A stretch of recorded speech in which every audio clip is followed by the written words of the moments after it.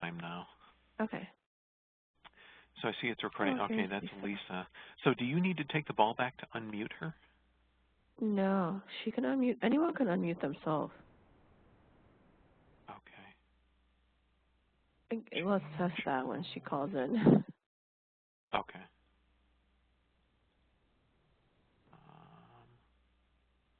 How can you tell? Will it have a little phone next to her name? She hasn't called in yet. Oh, okay. She's in the so process. How do you know? The mute button will instantly go on when she does. Okay. Yeah, because I see I can right-click and mute and unmute right now are grayed out. Okay. So Lisa, we see you. Can you try to unmute yourself by right-clicking the mute sign?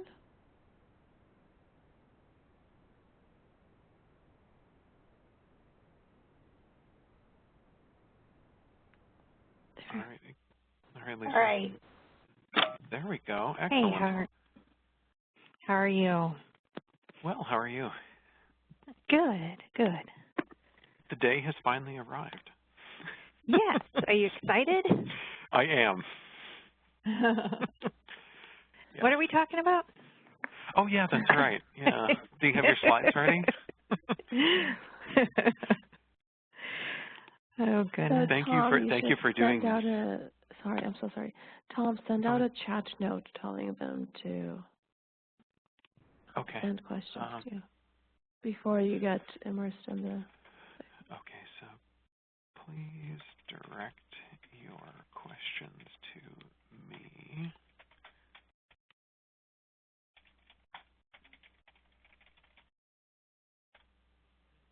Okay. Perfect. I also have, so you may have seen, Urato, that for the polls, like for this one, for the poll, I have the Google Doc link that I'm going to copy and just paste into the chat and have them click on it there. Perfect. That works great that one time we did that. Yes. Yeah. Okay, so maybe are you going to mention that in the introduction? Yep. Yep. I've got Sometimes my people stuff don't pay written attention to the flashing chat box, but if you alert them to it. Oh, yes. Okay. Okay. I'm going to go on mute, but I'm here, so if you need anything, just... Okay, great. Thanks.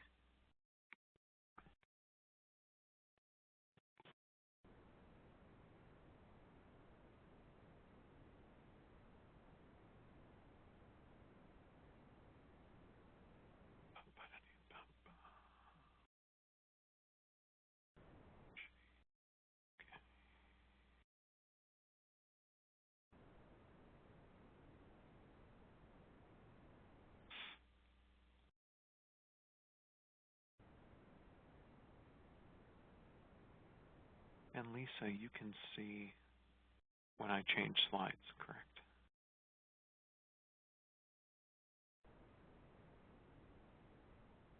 Are you still there, Lisa? I am. Oh, okay. You went on mute on your own? Yeah. Okay, yeah. And you can see that I'm changing slides? Yes, it looks Moving good. back and forth. Okay, good, good. Oh, shoot, I should have changed this title slide to actually today's date. Oops. Oh well. Of course, the one thing. I can do it, Tom. Let me do it. Oh, okay, cool.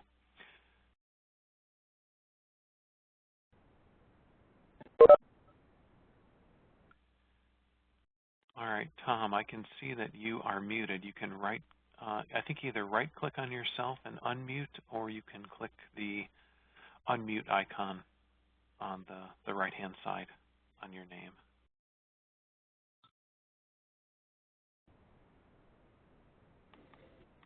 All right, hey, Tom.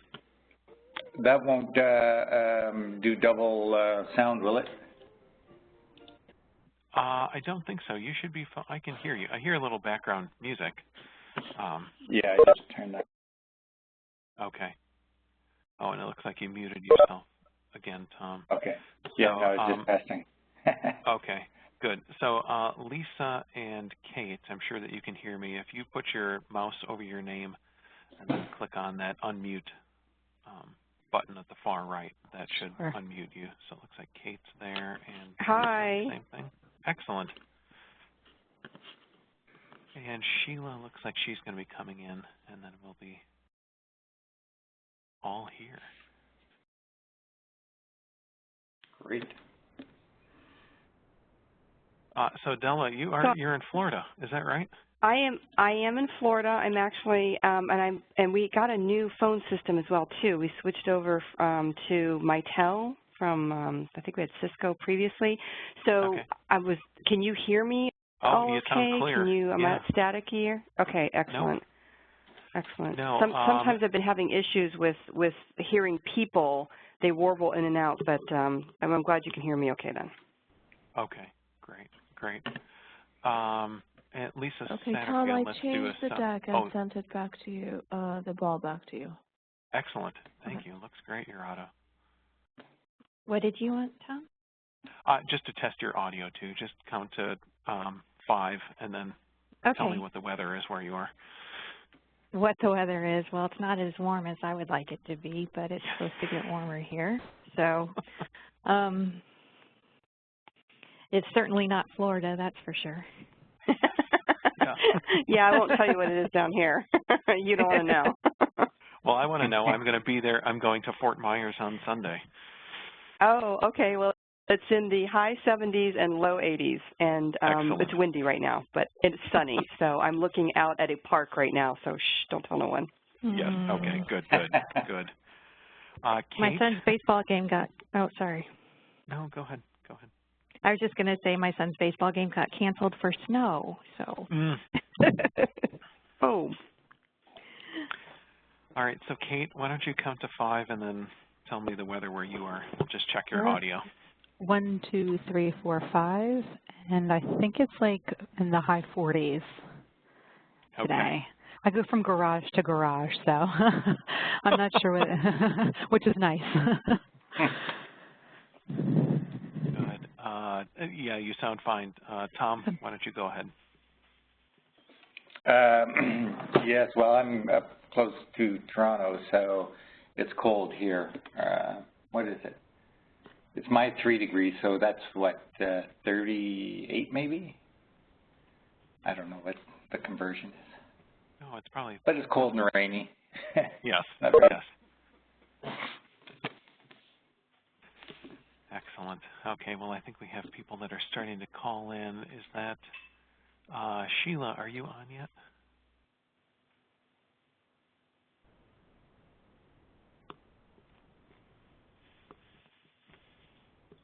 No, Sheila's not there yet. Okay. So Urato, I know, well, Tom is in Canada, and I think you connected just fine. I hope that Sheila is not experiencing any difficulties. Was there anything special that we needed her to do, Urato, to get in? No, Canada should have had no problem. Okay. I see Melissa Browers as the host. Yeah, we're using the account in Urato on the steering committee at Kaiser in California. Oh. We've hijacked the account and using it for educational I'm just going to start presenting as Melissa. Yes, excellent. Well, yeah, and I see Sheila's logged in. Right. Tom, I wonder if she's calling user phone.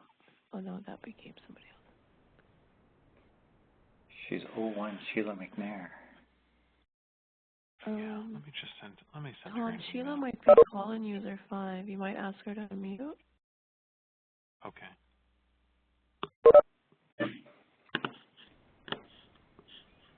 Well, now I don't see call-in user 5 anymore. Yeah, what happened? Okay.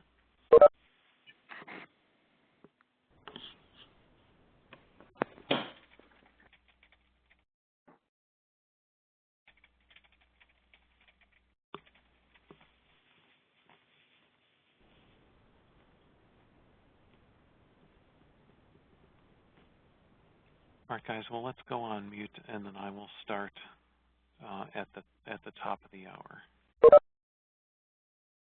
Sounds great. Thanks. So, Tom, do you need us to do anything? Nope. You can hang out. I will. I've got some introductions and little housekeeping things, and then I will get things going. Okay.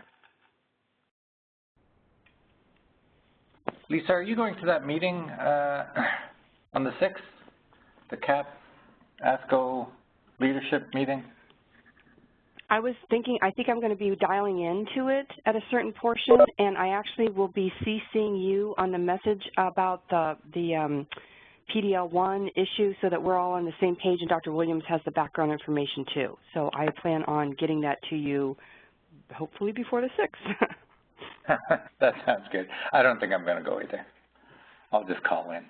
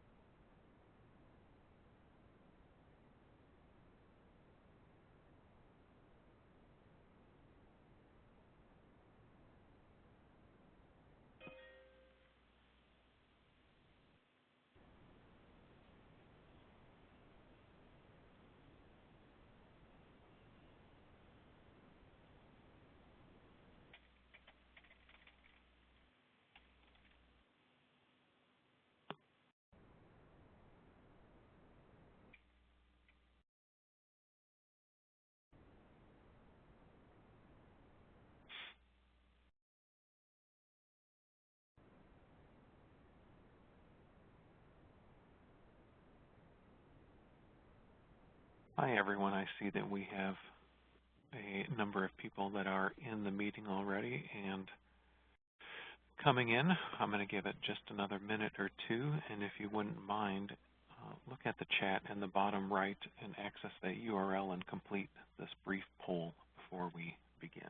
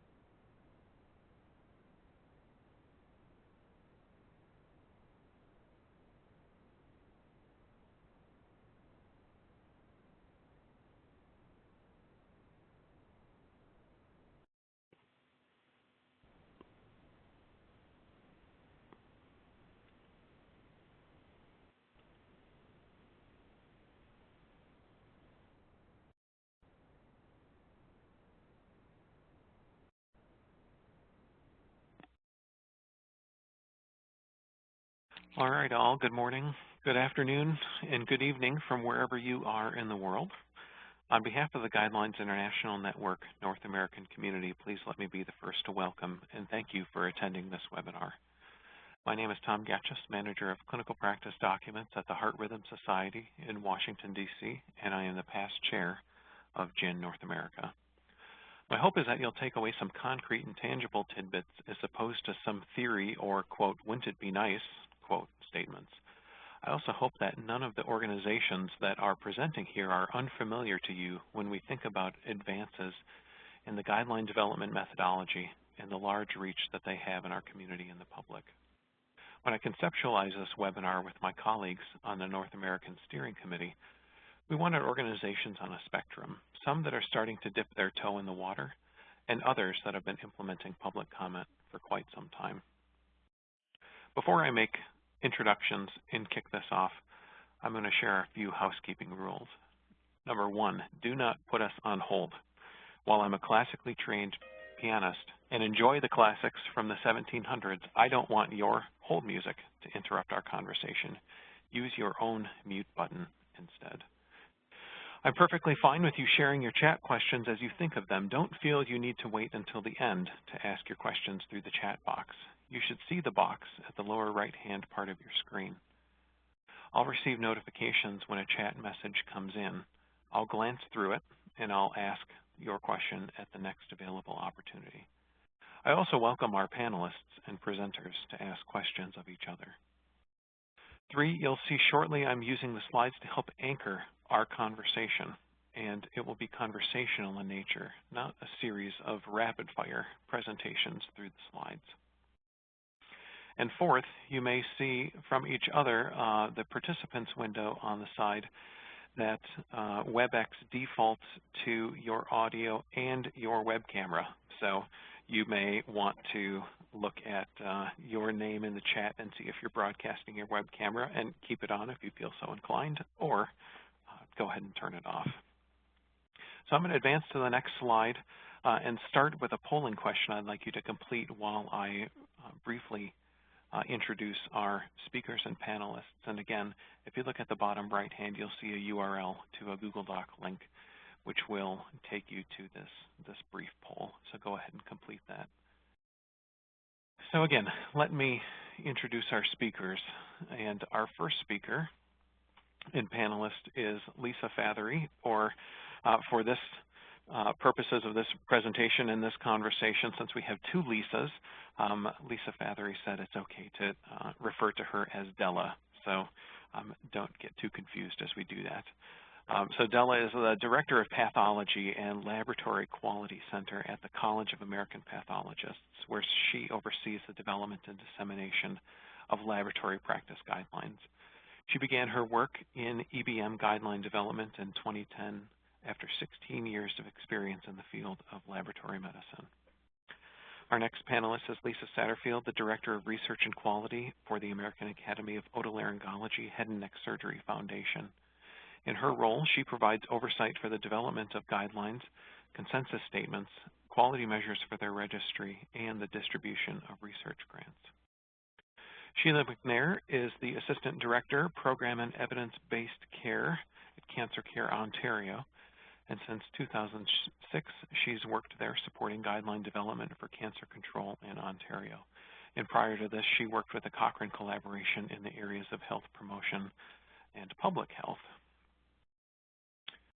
Tom Oliver is the Director of Guidelines since March 2011 at the American Society of Clinical Oncology. His roles and responsibilities include guideline development, quality improvement, and is the staff to the Clinical Practice Guidelines Committee. Some of his interests include guideline development, streamlining, looking for efficiencies, continuous quality improvement, promoting collaborative efforts with other guideline development organizations to reduce duplication of guideline development efforts and increase uptake and applicability to a number of stakeholders. And Caitlin has worked at ASCO for 15 years and leads a program team to support guideline developers. And in her role, she's responsible for managing guideline panelists, conflicts of interest, marketing of guidelines, guideline dissemination, and process development and implementation. And like I said, I am the past chair of GIN North America. I do want to call out specifically the Agree Enterprise and say thank you to them for the use, their very generous use of this WebEx platform. So like I said, this is going to be conversational in nature. We're not going to pass the ball and have a number of individuals race through their slides, but it's going to be more, again, more conversational. So I appreciate the respondents that have already completed this poll, and some of those questions, if you haven't, you can still do that. It will update in real time. So we asked individuals to categorize themselves and check all that apply. So I think this is going to be helpful to our panelists and speakers to get a sense of who's in the audience. So we have a number of individuals who identify themselves as guideline developers. Over 70% are guideline developers, 40% are methodologists, a number are also professional society members, some healthcare providers and policymakers in here. I wish I could display this pie chart that I have here, which asks, does your organization administer public comment for guidelines and documents? So we have 37% said yes, they have with some success, followed by 28% that says thinking about it, 15% saying not yet but soon. There are 7% that are pros. Hopefully that's one of our speakers. And if not one of our speakers, then feel free to interject your chat, your comments through the chat. And then one that says, nope, never tried. And then others that are early in the process for scoping documents, but haven't executed that just yet.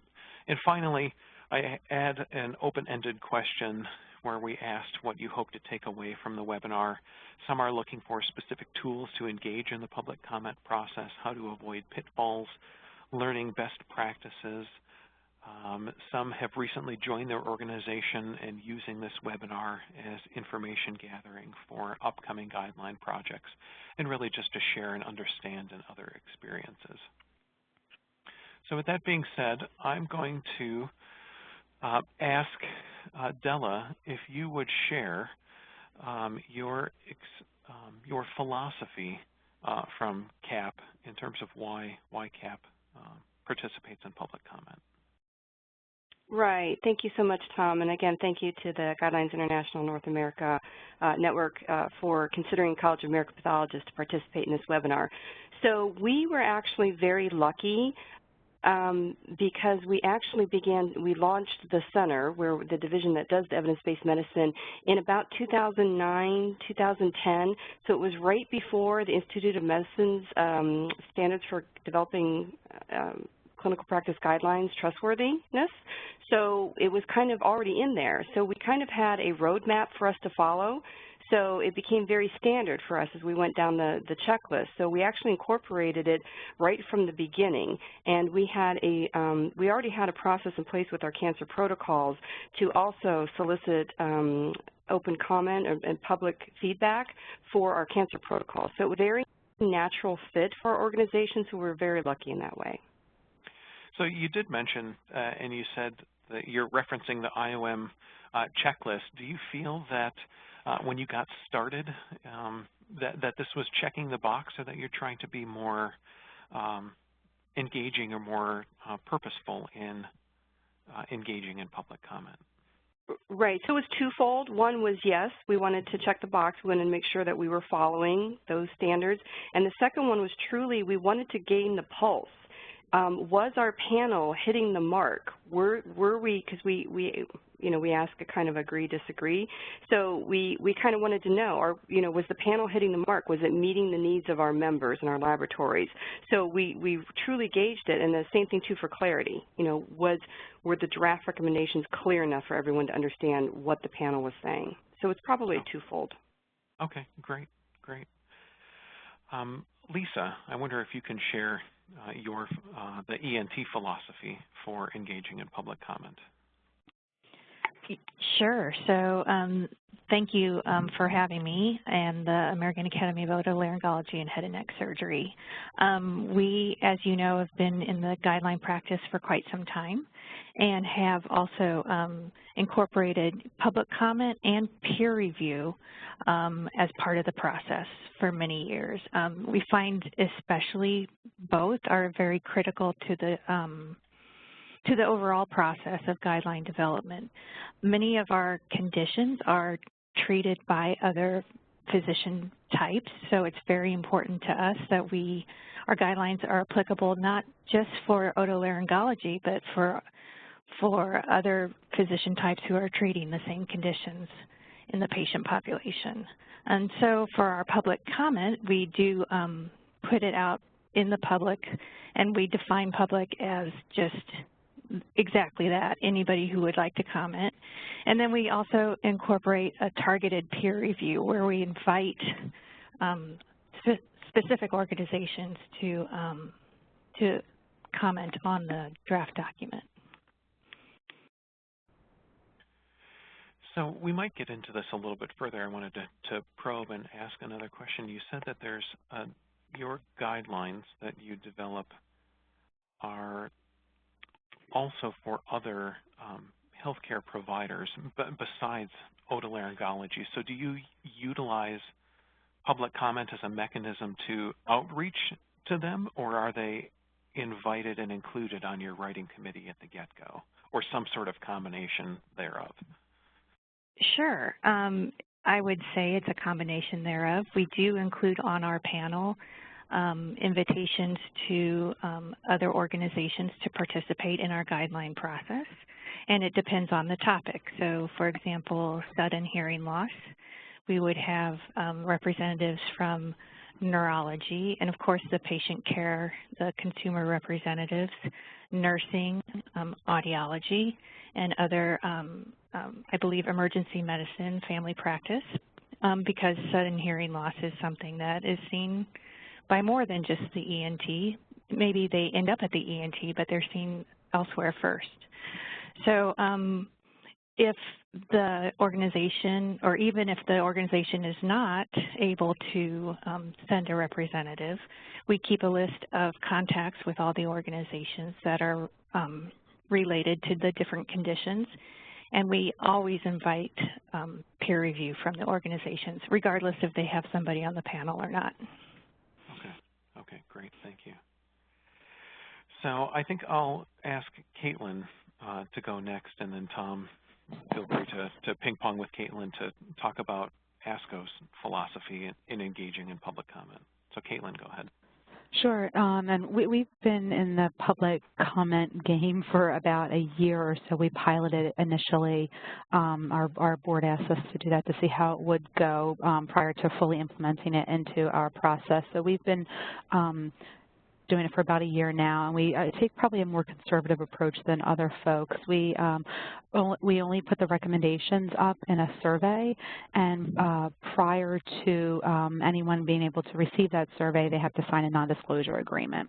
Our board asked us to take a little bit more conservative approach with that, and so when they get the survey, the recommendations are individually marked out, and they're asked to agree as written, agree with changes, or disagree with the recommendations. And we typically have it up for about 2 weeks and go out to interested parties, patient representative groups, sister societies as well. Okay, Tom, and this is, sure, this is Tom, and I echo everyone's thanks for having us on today. Part of the motivation for doing open comment, I think there was several. There was no burning rush to do it, despite the fact that, the IOM recommends you do it. We felt we had a pretty solid system in place with getting external review, but it was just one of those evolution things. It's time to start thinking, should we do open comment? How's it going to work? And sure, tick that box for the IOM. But on a more practical level, a lot of our partners, were doing open comment. And we felt slightly awkward not having board approval to do open comment when we enter into a joint arrangement, for example, with CAP, and we'd have our guideline out for open comment, even though, you know, we didn't get board blessing. So we wanted to not only tick the IOM box, but also make it easier and minimize our risk from our own board, wondering what we're doing as part of process. So, and then I think it was just time to start investigating that natural evolution of making the guidelines the best that they can be. So the Iom report, and Sheila, I want to make sure I acknowledge you. I want and check your audio. Are you, hi, are you Tom. on in there? Excellent. Yes, I can hear okay. you. That's great. I'm gonna come to you next. I want to ask one more question of Tom and Kate, and then get PEBC's experience. So for ASCO, the Iom report came out in March of 2011, and you've been must be a very conservative, I'm saying this a little bit tongue-in-cheek, a very conservative board or a very conservative approach if you've been doing it for about a year. Let's say you started in early 2017. Was there concern from the board that, you know, you talked about risk, and you talked about the board being concerned or maybe confused about, you know, a document going out for comment before, you know, the board has seen it. Was that a concern, and why you've taken this carefully crafted approach? Well, that was my concern, that, you know, someone on the board would say, hey, what the heck is going on here? Yeah. We don't do that. That happens with boards, yes. Yes, but it wasn't, that wasn't the main concern of the board, I don't think. I think what we had was a combination of factors. One was the feeling was that the guidelines would take longer to do. If you introduce another step, it's just going to take that much longer. And another was that from the publication point of view, that we might be diluting the importance of the publication if you're already releasing the recommendations ahead of time, even though they're not finalized.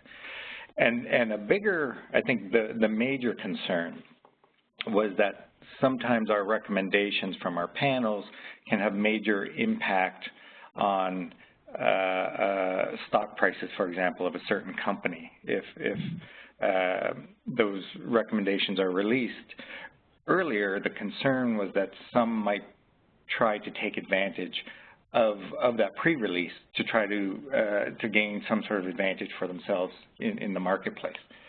So we had a combination of things, and we really had to think it through. And I think in some cases where that becomes a real concern about influencing the marketplace, then we might choose to not do open comment. But that was the reason behind easing our toes into the water of doing this pilot, of making people sign an NDA, and you know, really restricting the process.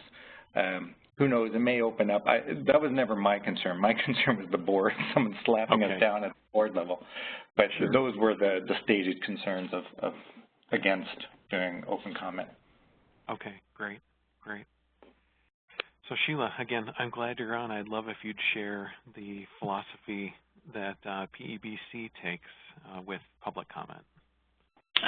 Okay. Well, hi. I'm a little discombobulated. I've just had a bit of a technical journey trying to get onto the line, but so I haven't heard what everyone else said. But the program in evidence-based care, since we've been doing this work for 20 years now, the notion of public comment, which to us really means the practitioner comment, the people who are actually the target users of the guidelines that we develop, that was built into the process right from the beginning. So it was and I wasn't with the program at that time, so it's kind of like, you know, the stones coming down from the mount, and it was already created by the time I was there. But I think the essential element of that is that you get people to use the guidance if they participate in it. And the other caveat on that would be not making it a token gesture, that feedback that you get from people should actually be reviewed and responded to and acknowledged. So I think that's the very succinct philosophy behind it. Okay, great. I want to remind our listeners and those that are participating in listen-only mode, you can use the chat, again, down at the bottom right, and send your questions to me. I'm 007, Tom Getchus, and again, I can ask. I'll get a little note for those, a little message that comes up in the chat window, and then I can, ask that to our panelists. I can ask it to everybody, or I can direct it if you'd like. So I think we've talked Tom, about the. Yeah, go ahead. Oh, this is Lisa Satterfield, and I was going to comment on Sheila's the importance of the idea of having people buy into the guideline because they've participated in it, and I completely agree with that. And the other part of her comment about responding to each comment, I think that's really important, especially because we do take the comments seriously, and we go through each one and read each comment, discuss it, and then decide if it's something that is needed to change the draft guideline, or if it's not really, it doesn't really fit in the guideline. But I do think it's really important that the commenters understand that their comments are taken very seriously and that they receive a reply back. Yeah, hi, this is Sheila again. So we don't reply directly to the people who make the comments, but it is considered by the development group, and the comments are actually sort of summarized. So some comments can be fairly similar. You may get a whole lot of the same kind of comment.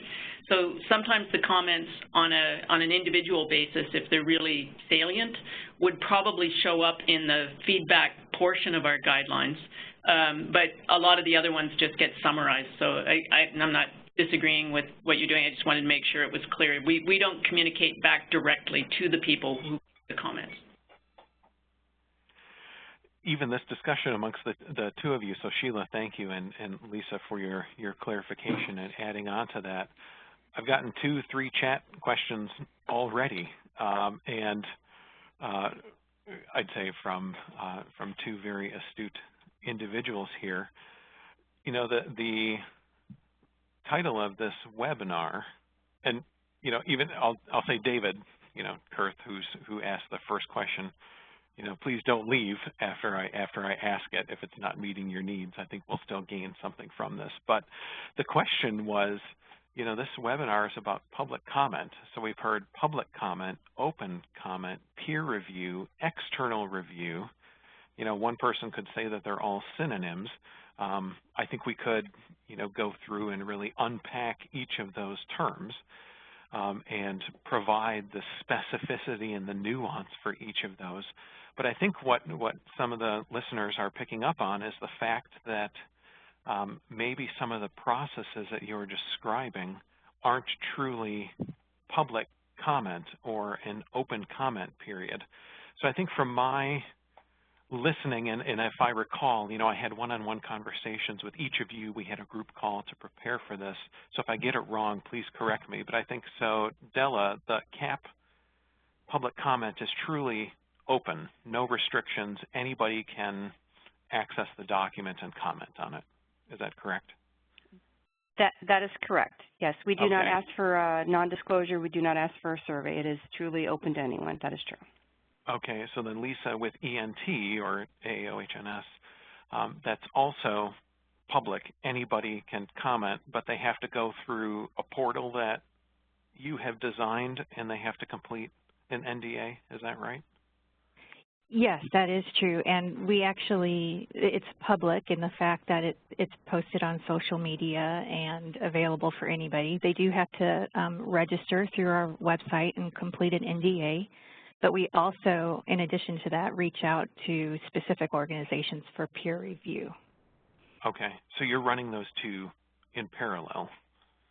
Yes, so and actually the peer review. Go ahead, you can finish and I'll ask. I was going to say the peer review goes through the same portal. Or okay. they can write us you a letter. my but question. In order to access, yes, in order to access the document, they have to go through and sign the NDA. Okay, okay. And then ASCO, your process is that you have select individuals that you reach out to, so nobody could stumble across your site and comment on the document. Is that correct? No, that's our external review. Our external review is where we target clinicians to comment. Our open comment is similar to Lisa's, that you have to sign an NDA and then we'll email you a copy, but we disseminate the open comment widely through all our communication channels. Kate's the expert on that. Okay. And then Sheila, yours is targeted. I can't, stumble on your site and respond to a document for open that's available for public comment. We don't actually post things in that way, but it's not restricted. People who would like to review can contact us, and they would have to provide a certain amount of contact information for us to be able to reach out to them and send them the materials, but there's no non-disclosure agreement. Okay. Typically, up to this point, most of the people that are included are care providers, but there are some patients involved in public members in general. Our parent organization has just revamped their website, so there is actually, in a little corner down there, there's if you want to participate in the review, contact this group. So it's probably, it has the potential to open up more. The way we're currently doing it, it would be great. The more people that we could have participate in that, I think it would be just fantastic. I'm a little skeptical about the level of interest. Sure.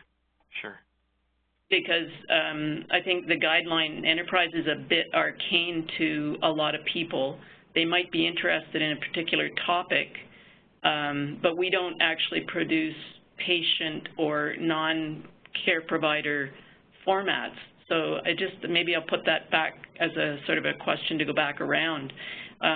If we're trying to make this more public, which I think is probably all to the good, what are some of the ways that we might do that besides doing what we've already sort of traditionally been doing for the constituencies that we now contact? Because I'm not sure that the channels that we have are going to open it up that far.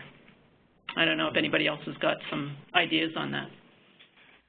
Does anybody issue a press release?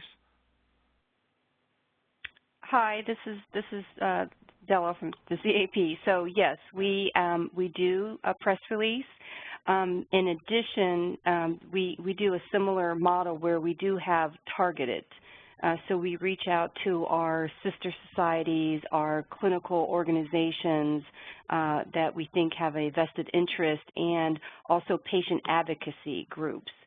So we keep a running list. So when we release an open comment period, we work closely with our communications department, have an entire plan, and disseminate accordingly. Okay. This is Lisa from AAOH and Hnsf, and while we don't typically release a press release, we do put it on all our social media sites. And if one were to go to the home page for entnet.org, it's advertised right on the home page during the open comment period. We also include a consumer representative or a patient advocacy group representative on the guideline panel. Tom, Caitlin, Kate, anything you wanted to add from your perspectives? We do very similar things that what's also already been said. Media go into various news resources that ASCO has, our various ASCO Express, Global Express, and we put tiles up on our website. It also goes into our cancer.net, our patient website. It also goes through their social media account as well as ASCO's and our foundation account as well. And then, as others have said, we reach out to sister societies, patient advocate groups that are applicable to the topic to engage them as well.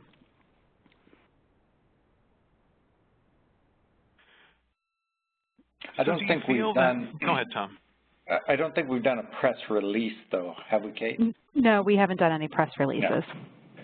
No. Okay. So do you feel that the juice is worth the squeeze in terms of going through that effort to coordinate with your communications teams, your marketing teams, people outside of the guideline enterprise? Do you feel those types of initiatives that you undertake actually yield responses that you're looking for from, patients, family members, caregivers that actually have the disease and that are affected by the disease? You're actually getting meaningful comment from them?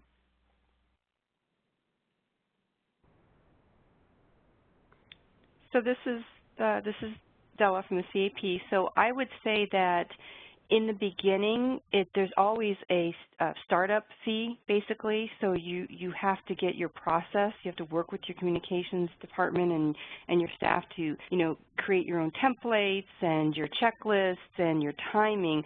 But once you have that in place, then it becomes just one more, item to do. And as far as the feedback, we also kind of gauge that as far as we're also beginning to use that for tracking, metrics tracking.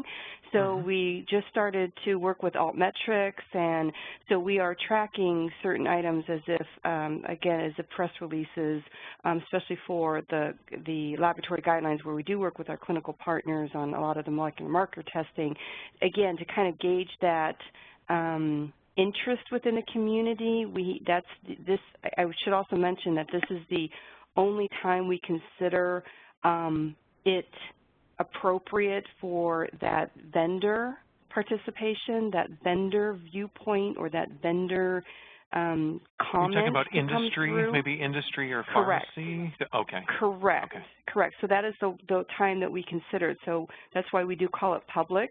And, we just do, again, like a quick demographic, so the comments then can come in and the panel can see. They can be sorted accordingly. They could see whether it's coming from industry or another clinical organization. So from my personal perspective, I would say yes. But again, we've always done it that way, so maybe I'm biased, but I would say yes. Okay. Well, great. On that note, though, this is Tom. Is that there's certain intangibles that are hard to measure. So, when you go through all these communications avenues and Facebook and Twitter and all these, reaching out to the membership, you're reminding them that your organization does guidelines for you as a member. Or for the general public as well. So it's a form of dissemination and advertising that it's really hard to determine whether or not the comments that come back are worth the investment because it could have other downstream effects. I don't think we get such a volume of comments from our guidelines, mostly because of our process, I'm sure, as well. That it's really hard to tell if the juice is worth the squeeze, but I'm thinking it's those other effects, dissemination and reminders of the activities of the organization for its members that make it worthwhile. Sheila, I'll give you the opportunity for the last. Lisa, go ahead, then Sheila, and then I'm going to move to the next slide. Go ahead, Lisa. Okay, so I was going to agree with Tom and also say that we do get several comments, but they are very physician heavy. We don't get very many from consumer groups. But that said, I agree with everything that Tom said about the non-tangibles that you get from opening up public comment. Mm-hmm. Sheila, closing thoughts on this? Sure. I think the juice is worth the squeeze. I think it's really, useful. I mean, one of the things that's different about the work that we do is that we're in a public healthcare system, which makes people a little, on some level, maybe a bit more complacent, and on other levels, a bit more engaged. But the comment I wanted to make was that by getting that feedback, what we're also getting is really the readiness. Otherwise, we're operating in a vacuum. So by getting that kind of public provider, whatever it is, that level of feedback from the people who are out there in the field, when we have a small representative, hopefully representative group of people who've developed the guideline, it's kind of an extra check to see, is this relevant? Is it hitting the mark? Is it going to be used? Is it acceptable? You know, all the things that are going to actually make whatever change a guideline is intended to help support happen out there with respect to using evidence in the delivery of care.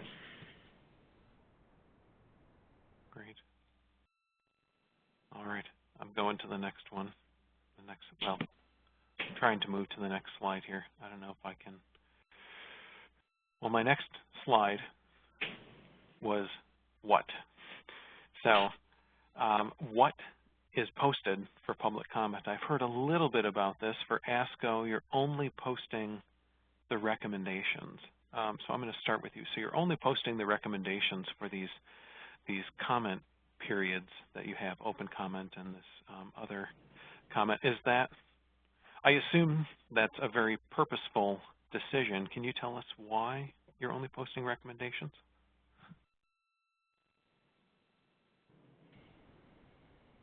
Do you want me to take that? I'm waiting for Kate. I was waiting for you, Tom. All right, flip the coin, and it's Tom. You know, I don't know if there's a lot of rhyme and reason that go into it. I think part of it is that we want to be able to keep the focus on the recommendations, which are the main driver of the guideline, and you know, it's fairly rare that you get comments like, "Oh, you missed the study." And that would play out in the recommendations, saying, you know, you missed a study that clearly shows this is not that. And we do, it's a conservative approach, so it's just the recommendations. We put draft all over them. We don't even have the panel names included because we want to keep our guideline panels as free from influence as we can. We don't want people reaching out to contact the authors, and we really just want the comments on the recommendations. Kate, I don't know if you have anything different perspective. Yeah, and I think, you know, just as a matter of logistics, our recommendations are typically ready prior to the rest of the draft. And just for timing and getting it to our committee for review, and the recommendations are, you know, the most important thing. And as Tom said, if there's, you know, a recommendation is way off base because of a new study, that'll come out in the comment into the form. So I think, you know, we want them to focus on the recommendations and not that you missed this study that I'm an author of, just so happened today, you know. Yes, yeah. So with that process, you said the recommendations are often ready first. Being a slight cynic, only for this part, I might say that it sounds like it's a little bit of conclusion-motivated thinking. This is what I recommend. I should put together my evidence table and find the evidence base to support that. Oh, no. So the that is finished. Good. Yeah, I just mean we have a lot of extra sections in our guidelines about multiple chronic conditions, cost considerations, disparity. So that draft section, no, we have the evidence tables and everything. Everything is done before the rest of the draft is refined, and you know, the write-up and everything. Okay. Sorry for confusing that. No. Again, no. I just wanted to ask. So, Lisa, I wanted to know from ENT's perspective, what do you post? So it depends on the guideline. If the guideline is a brand new topic that is not an update to a current guideline, we actually do have a two-stage open comment. We first post the the recommendations or the key action statements for public comment, and then later we post the entire draft document for public comment. For an update to a current guideline, we just do the updated draft document. And when you're posting,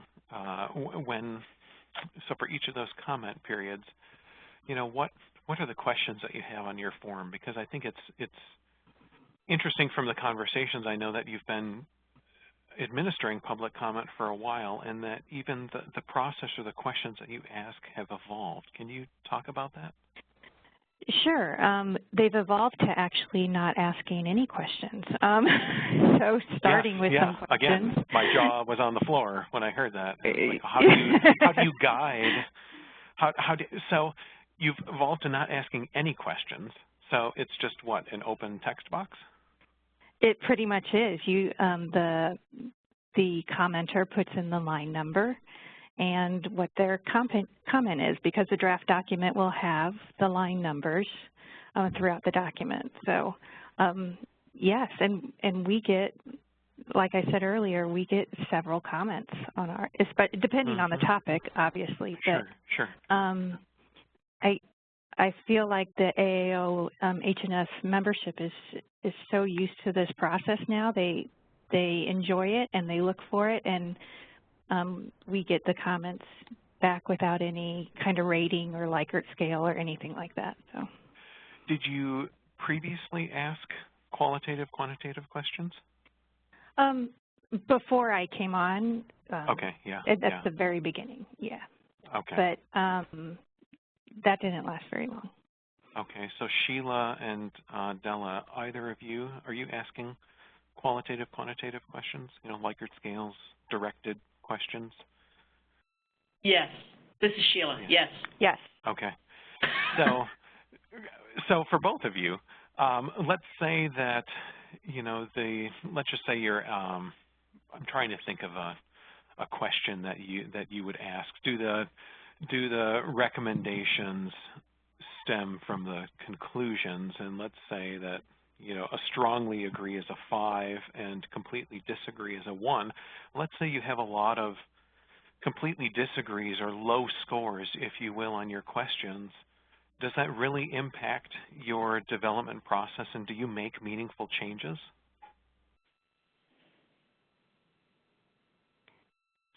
So this is Della, and I'll go ahead and jump in. So yes, we do. We have a scale set. We ask agree, disagree. We do put a neutral in there because we do, again, because we're laboratory focused, and we do, again, try to reach out to the clinicians and to the patient advocacy groups. They may not understand exactly what some of the recommendations are, and we do the same thing too, just the draft recommendations.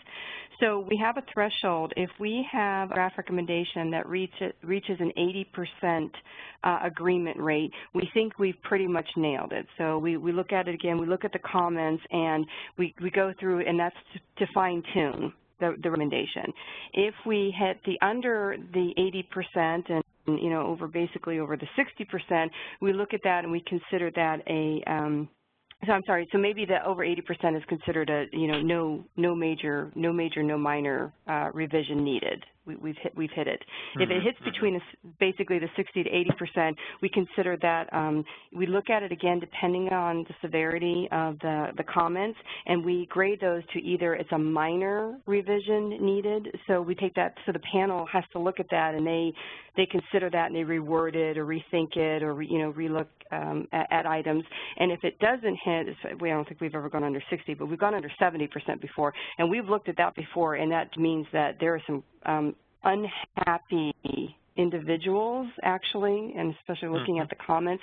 We consider that a major revision, and we've had several of those as well. So that's how we use it, and the panel uses it. So agreeing with everyone that said before that, yes, the comments do mean something, and we do address them. Sheila, do you want to add? So just going back to, you know, what do we send out for this part of our review process? So this is, again, we're trying to get out to first make sure that the people who are the target users are aware of the document. and then to get their feedback if they choose to respond to it.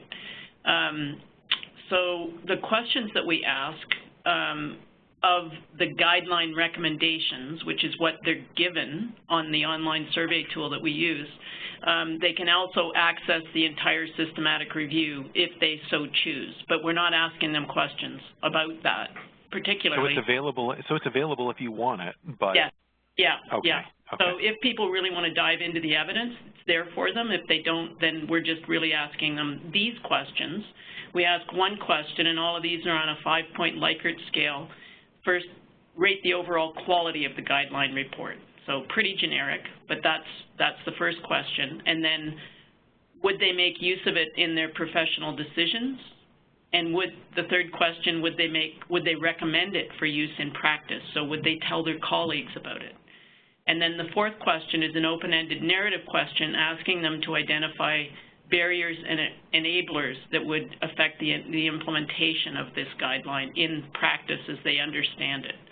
So we are the guideline development arm for our organization, Cancer Care Ontario, which manages the cancer system in the province of Ontario. But we don't actually do implementation work.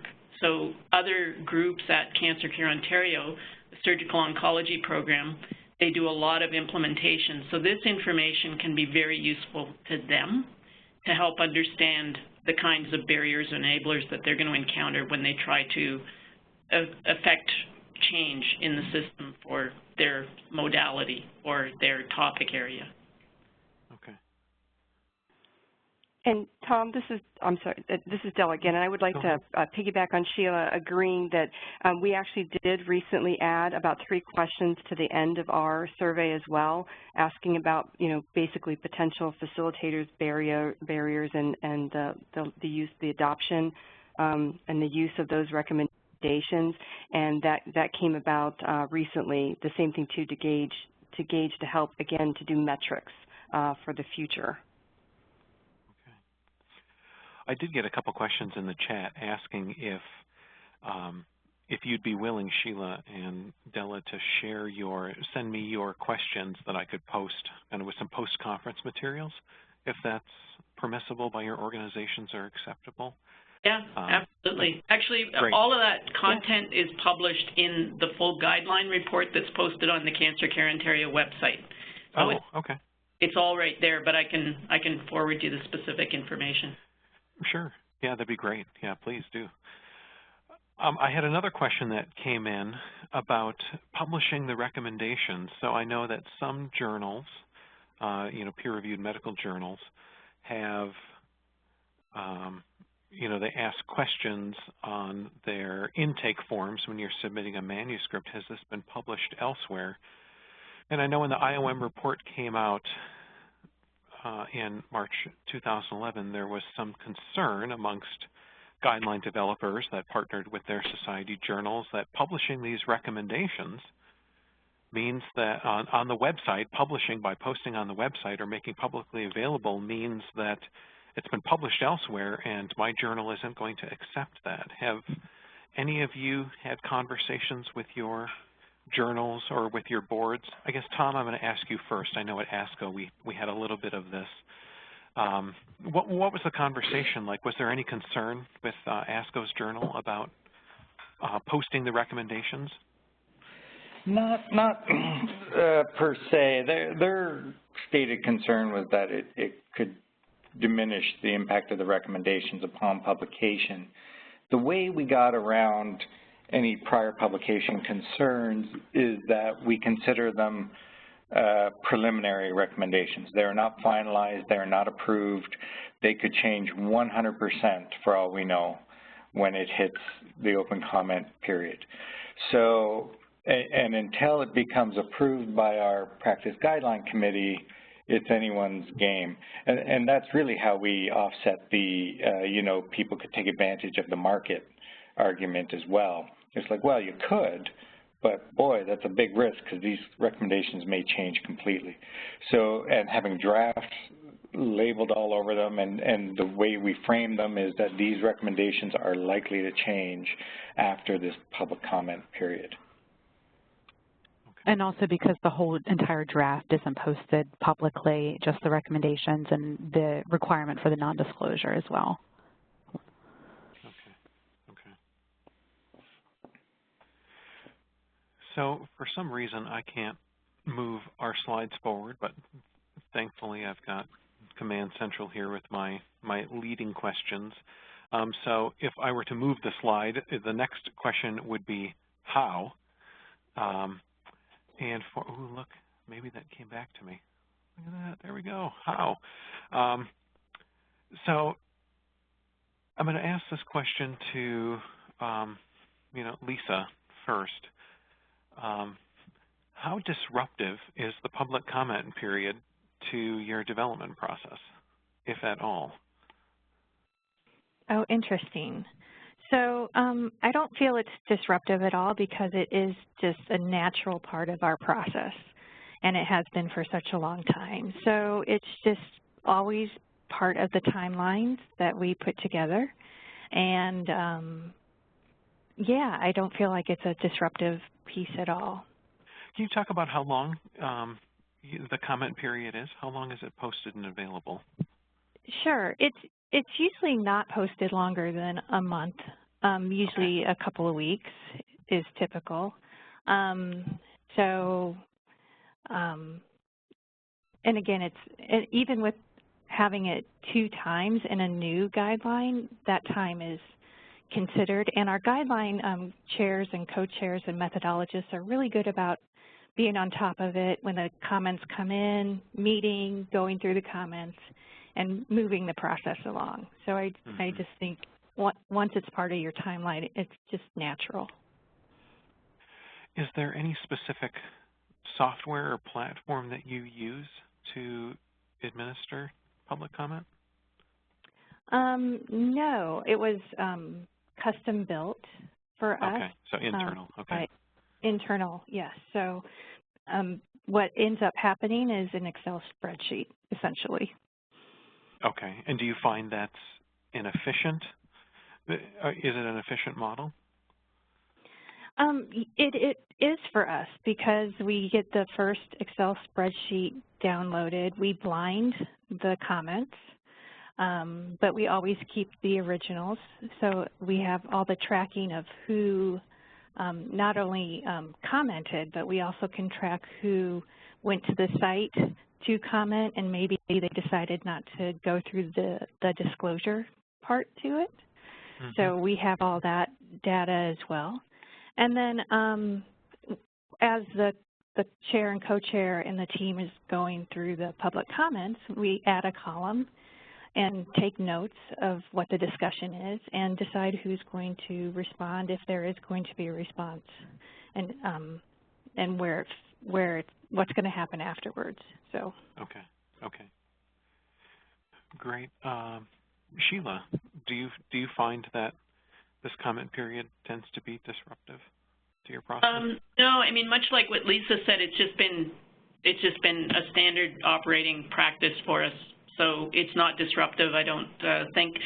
Sometimes it takes a little bit longer than we might want it to, just because the volume of comments that come in, but most of the time that's not a huge volume. We use a survey instrument. So we're actually located at McMaster University, so we have access to some computer services support there, and there's a sort of a survey tool that's available for us from there so that we can actually keep all the data in-house and run it there. But it's relatively inexpensive, and it seems to work quite well. Is SurveyMonkey Qualtrics? It's like SurveyMonkey. It's actually called something else, which dropped out of my mind right now. But it's user-friendly, and it's been modified. It's called Lime Survey, so it's freeware, but you do need to be able to do some programming work in it to make it look pretty. And I think, since we've gone online, so when I first started, we did everything by mail. I did that too. It's getting better for everyone, but I think, you know, it's still a challenge to get people's attention and to get them so that they feel like they've got time and the interest and the inclination to actually respond to things, even when it's a fairly limited time commitment that we're asking for. Okay. Lisa, I'll go to you next. In terms of if you feel that it's disruptive or not. Oh, Sheila, how long is your comment period? Okay, so we do, for most full-length guidelines, we do an 8-week period, and we have reminders every 2 weeks, and that's administered centrally through our office. Okay, okay. 8 weeks. Do you find that people just respond to the timeline? I'm sorry, to the deadline at the end, or do the reminders actually yield? I think it's incremental. Like you do get most of the responses, I think, in the first couple of weeks, but you know, people are sometimes away, so okay. They sort of taper off. Sure. Time goes by. So for other documents, we've actually, in order to shorten the timeline, we've reduced it to 4 or 6 weeks. Sure. Okay. Lisa, do you want to talk about, you know, whether it seems like from, you know, CAP's long history in administering a public comment period that it is part of your process. So I'd assume, hopefully correctly, that it's not disruptive to your process. Would you agree with that? Right. Absolutely, and actually we use it to our advantage. So sometimes it comes out right. So we look at it as an opportunity for if our panel members are speaking at a conference. So sometimes we've been fortuitous enough that there may be a sister society conference or even an international, you know, pathology conference that, you know, they happen to be, you know, that's the topic, and actually we have it during open comment period. So then we have interactive polls actually with the audience, so we can actually we can take the open comment period and we actually take the audience participation feedback as well too, and then we actually use it the same thing too. We consider the open comment period results to be accessible. So we post the draft recommendations. We also, because we had partnered previously with another organization, was very transparent, which was, you know, again, very good. We actually do post the speakers and their conflicts of interest. I'm sorry, not speakers, the panel members. And we post the conflicts of interest to date. We also post the included articles that made it through data extraction. Depending upon where we're at in our cycle, we may or may not have the strength of the evidence or the strength of the recommendation, and we state that clearly up front if we don't. We may say it's still in progress, you know, the strength is undetermined at this time. What we do with the results is, again, because of the whole, I want to consider it buy-in, and I think somebody had mentioned it before, is if you have your audience, your target audience, participating in open comment period, they may be more inclined to adopt the recommendations because they have participated and they have seen what happened from the draft to the final. So, again, we're able to use that. So, for example, if there is a presentation being done and the guideline has not yet been approved, we simply put up, well, here's what the results were for the open comment period. And again, that's disclosure. What we do, we don't respond individually, but what we do is we do a sweep. So we use SurveyMonkey as our, you know, we have a year's subscription to SurveyMonkey, and then we do a sweep every week. So we post usually for 3 weeks, sometimes 4, depending, usually if it's a holiday, sometimes it goes over the holiday or, you know, annual meeting or something like that we want to delay it. And then we post those comments on a weekly basis for transparency. So if you went to the website, you'd be able to click the survey, participate in the survey, and then you'd also be able to click to see what other respondents had said. It has been brought up that people think that might pose bias. We don't necessarily think that. We find that the majority of our comments come through the very first week after the release of the announcement, and we do send a reminder the last week. So we see a flux of comments come in the very first week after the release and then after the reminder. So that is how our process works. Okay. So I want to keep with you for a second and ask about some of your metrics and how you would evaluate success of your comment period. Is it based on the quality of the comments? Do you have a specific quantity that you look for? I'm just thinking from an organization's perspective that might be responding to their board or even their guideline committees to say, well, how do we know if this was successful? So how do you evaluate that at CAP? Right. So I think it goes by topic as well, too. So each particular guideline topic, so we may have ones that are more definitely inward-facing pathology laboratory audience, and then, again, more outward-facing, such as with our partners, ASCO and ISLC, et cetera. So, you know, they can vary from anywhere from maybe 70 participants to maybe 300 participants, but we have over 1,000 comments. And then we also are able to gauge it by, okay, so if we say, example, had 10 draft recommendations and we just provide the information. So it's like, okay, out of the 10 draft recommendations, you know, 8 remain unchanged. However, one was a minor revision and one was a major revision. And then we also look at, again, the individual comments and then the feasibility questions at the end as well, too. It's again, you know, are the draft recommendations, are laboratories, pathologists, clinicians able to implement them as well, too? So, again, I think it's that clarity. If there was it's still, you'd consider it a success either way. So if you had a bunch of draft recommendations and they came back and they had to be reworded or majorly revised, then you look at it, okay, that's a success, because if we'd have put this out, there would have been a bunch of confusion on the final guideline. Here we have the opportunity to go back, change it, and clarify it.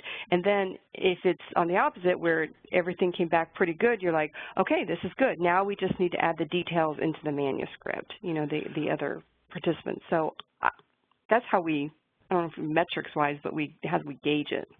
I think your last point there is very insightful with respect to posting a recommendation, let's say posting a document, posting a recommendation, and getting a lot of feedback on that where the recommendation is just maybe poorly constructed, poorly worded, not well thought through. And I'm not being critical of you, I'm just saying in general.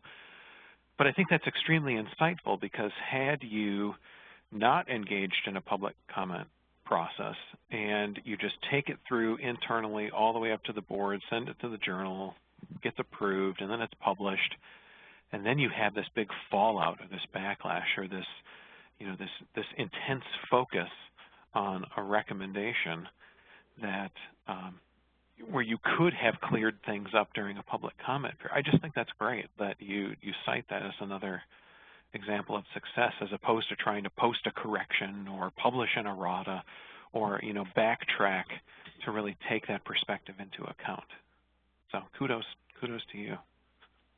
Right. So that would be if there's one takeaway to give to the audience, that would be my takeaway, is you would consider that a very, very important reason why to consider open comment period, is to make it as clear as possible and not have any repercussions upon final publication. Sure. And this is Tom. I completely agree that that's one of our main motivators is, you know, did we get it right? First of all, did we miss anything that is obvious? And are we crystal clear on what we want to say? Sometimes a comment will come back and say, what are you trying to say? And you read it and go, oh, yeah, because I'm so close to this stupid thing. You become blinded, and the panel becomes blinded to awkward wording, and somebody points that out. And it saves letters to the editor. You know, if there's disagreement up front with the interpretation of the evidence that translates into the recommendations, then you can go back to that evidence, look at the recommendation again, and say, does this need to be tweaked, or is this person off the mark? But if they can help tweak a recommendation before it gets into publication, and the corrections and letters to the editors and all that kind of stuff, then that's well worth it as a motivating factor to whether or not to do it. Great. Kate, anything you want to add? No, I think Tom covered it, yeah. Okay. Sheila, how do you evaluate success of these comment periods?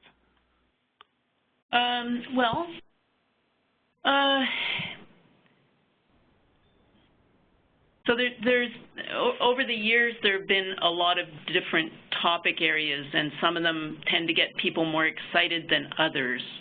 And sometimes, you know, a gauge of success, and I'm not saying across the board this is a gauge of success, but sometimes getting a diversity of opinion is an indicator of success. Yeah. So if there's something that is, you know, for whatever reasons, a controversial topic, and you know it is, and when you do the review, you're not getting that controversy showing up in the comments, I would say that's an indication that maybe it wasn't so successful. Okay.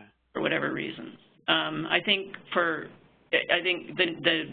easy response is how many people out of the people that you contacted respond. Of course.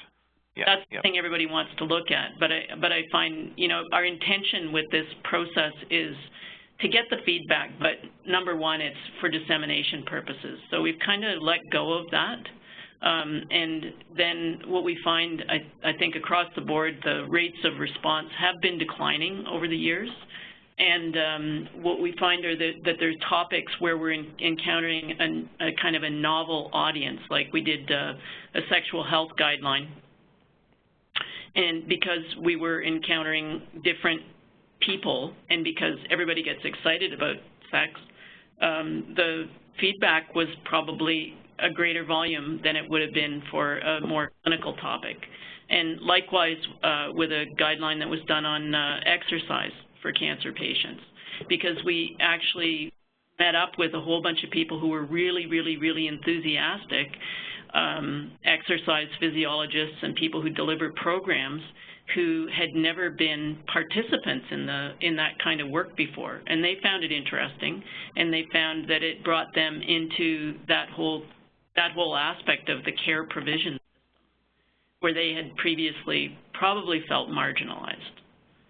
So, you know, I think the success is sometimes, and not necessarily just with this public consultation, but I think there's an aspect. Success is also, who do you bring together?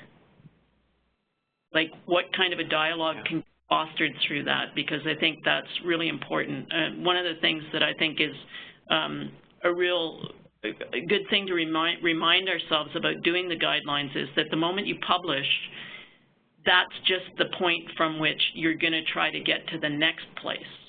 So the document doesn't continue to change from that point on. It becomes a reference point for where is the system and where are people going to go on the basis of that, and what's the direction you want to get them to go in.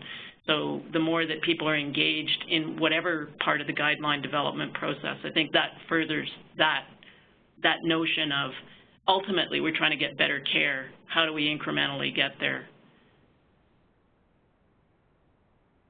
And Lisa, I want to give you the opportunity to close out how does AAO Hnsf evaluate success? I think we don't have a one-off metric that we look at because our topics are so varied across the specialty. ENTC can specialize in 8 different areas. So some of those areas are very specific, like sleep medicine, but some are more broad, like ear, you know. So it's kind of baffling to us. One of our most popular guidelines is cerumen management, which is earwax.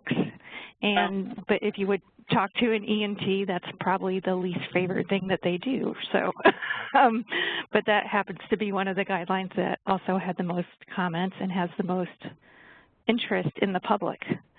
So, so I don't know that we actually say. Do you think that's because of Q-tips? Oh, absolutely. But that's my personal opinion. Okay. Mine too. But okay. Yeah. So we don't have a bar or a standard. We just look at it one guideline at a time. And we do have robust comments come through and have for years. So I would say I'm not even sure if we've been asked by anybody if our comments process is successful, because I think we think it is. So yeah, right. So I want to stay with you, Lisa, and I move to the next slide, and it's where. And I'd say where will you go from here? I've heard you say in our one-on-one group, and then even in this conversation, that the process has evolved. You asked guided questions. Now your membership is trained, or I guess more familiar, with the document process. You made a mention about quality measures, where there's some more education and ramping up that needs to happen in that area to get your members familiar with what a measure is, how it differs from a guideline, how it's similar to a guideline, how they're used and implemented. But so you've already seen some evolution, but where are you going next?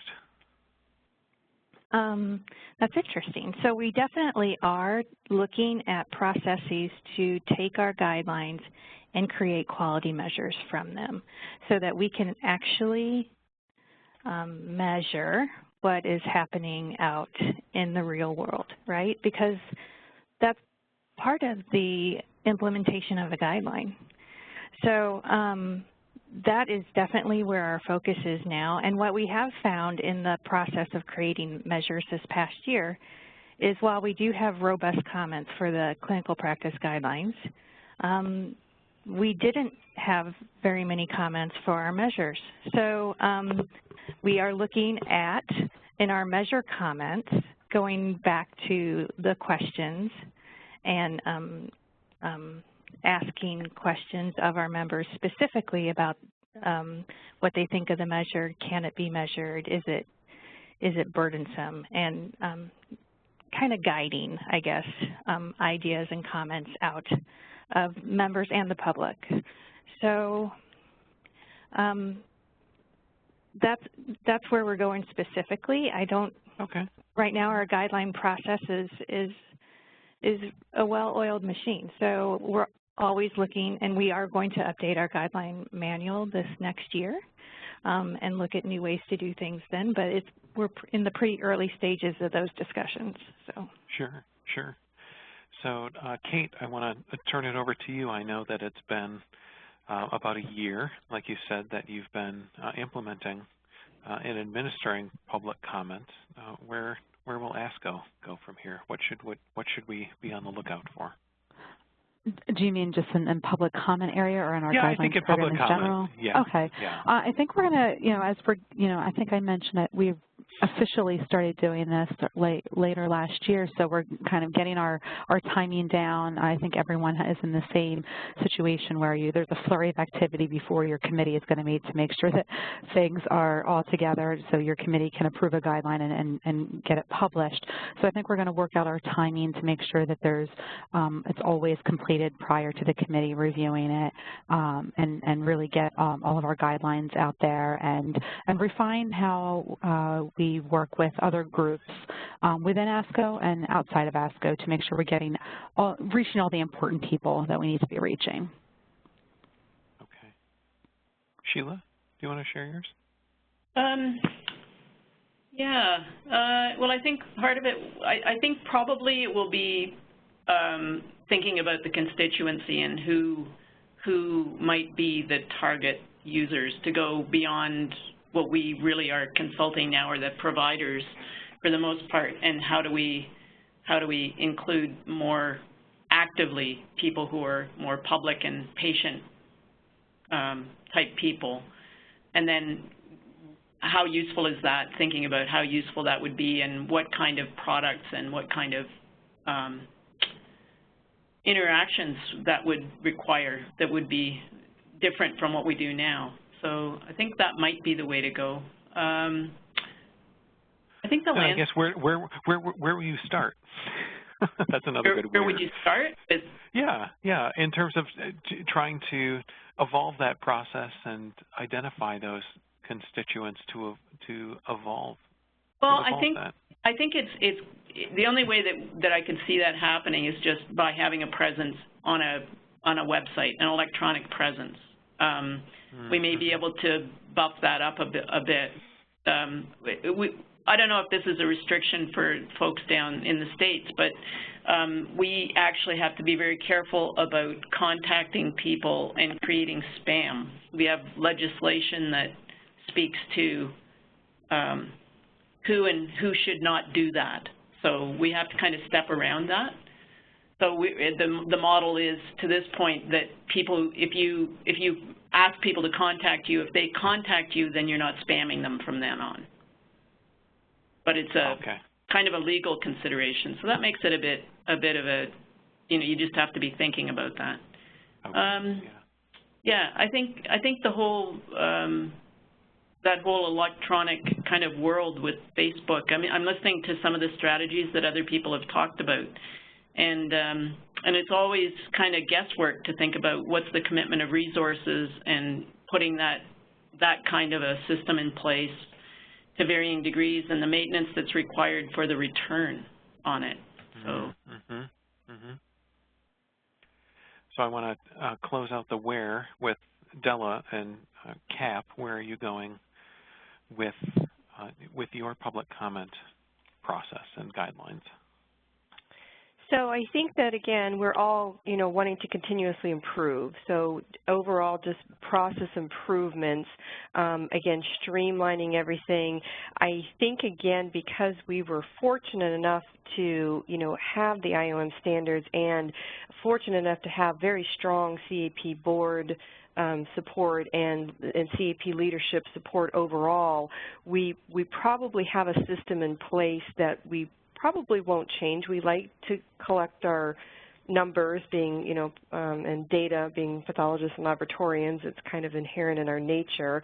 So I don't foresee any changes to how we ask the questions or how we put things out. I do think the same thing too is, again, getting to the right people. So one of our things is to continually improve our networking and making sure we're reaching out to the proper organizations and patient advocacy groups, and again, trying to include them and be part of that.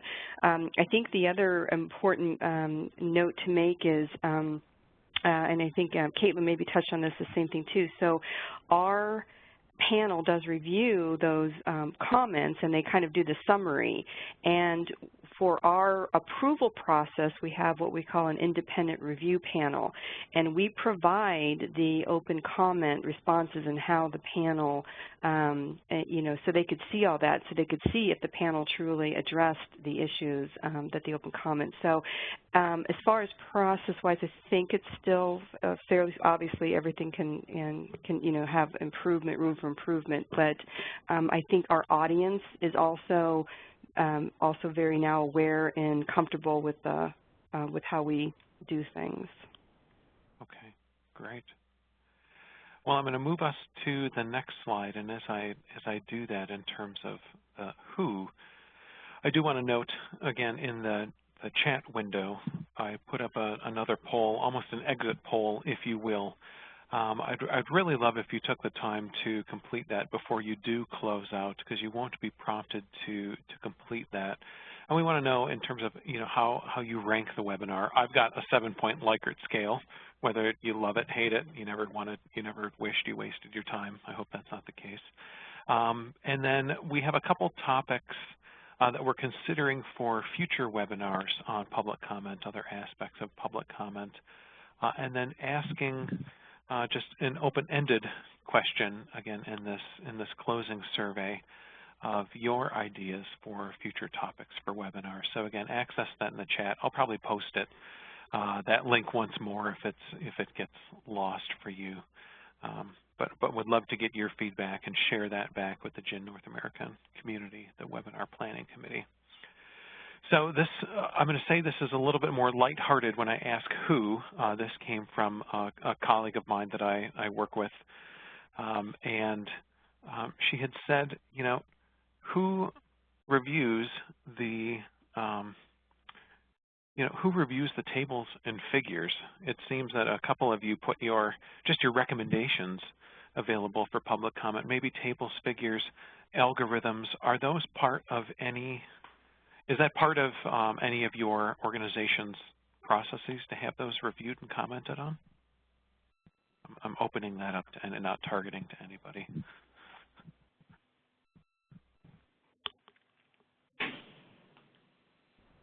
All right, so now I'm going to Della. So do you? So are that, right.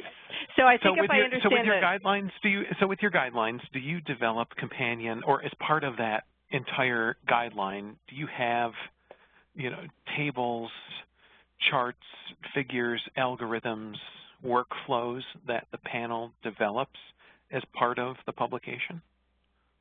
So that's a really good question, and I think it's a matter of timing and development.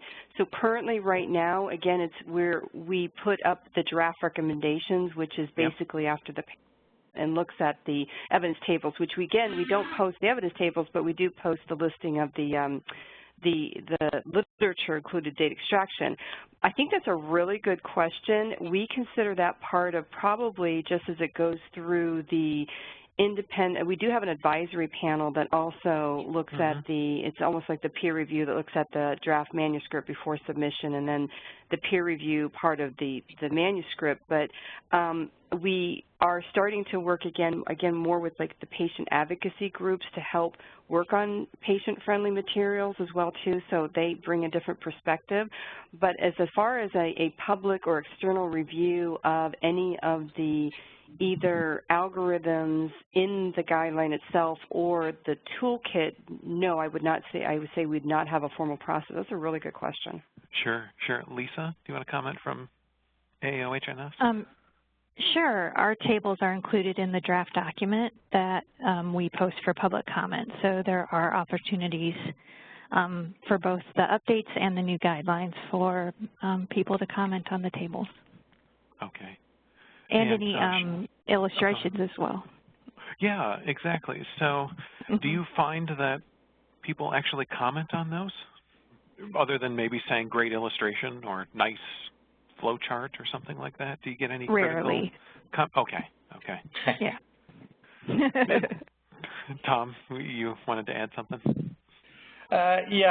We don't, we just include our recommendations in our open comment, but what we do afterwards is, as Kate referenced before, we assemble the whole package as it's going through the open comment, and we do have things like where we can, we'll do any kind of tools and resources.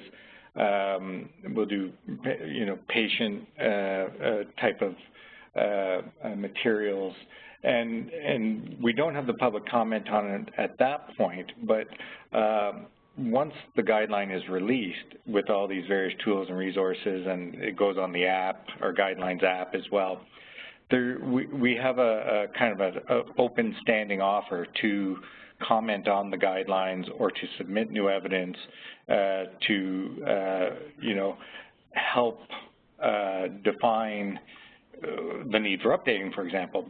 But people can, at that point, comment on any aspect of the guideline, and we'll take it into consideration for any other iterations or new tool development or anything like that. Okay. And Sheila, you want to add anything from your perspective? Yeah, so everything is included. It's available. So we make just the recommendations available, and then all the other content is available on demand. Like, it's there.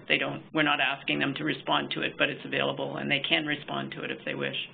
Okay. I'm just curious about this sort of post-publication feedback. I wonder how much people get in that line. We do get mainly from industry saying, hey, you missed our study. Right. And we do our due diligence and realize that it didn't meet inclusion criteria, and they just really didn't agree with our recommendation. Now, can I want to add to that. Are you handling those conversations offline, or do they come through formal channels like a publication, like a letter to the editor? A bit of both. Normally, the letters to the editor, they don't say, "Hey, you missed this pivotal study," and then go on to describe a study that doesn't really meet any criteria for inclusion.